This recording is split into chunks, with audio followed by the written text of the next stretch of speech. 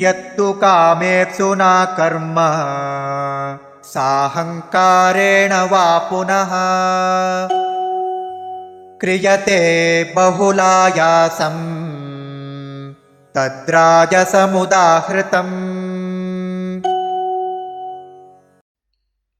यत् तु काम ईप्सुना कर्म साहंकारेण वा पुनः क्रियते बहुल आयासं तत् राजसम् उदाहृतम्।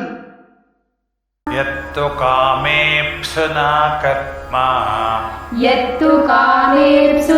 कर्म साहंकारेण वा पुनः क्रियते बहुलायासं तद्राजसमुदाहृतम्।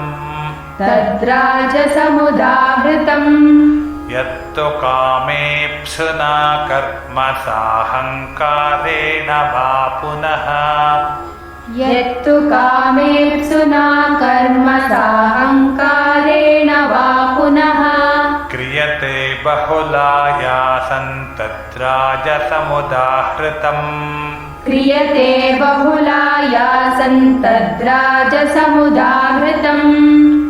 यत्तु कामेप्सुना कर्म साहंकारेण वा पुनः क्रियते बहुलायासं तद्राजसमुदाहृतम्। यत्तु कामेप्सुना कर्म साहंकारेण वा पुनः क्रियते बहुलायासं तद्राजसमुदाहृतम्।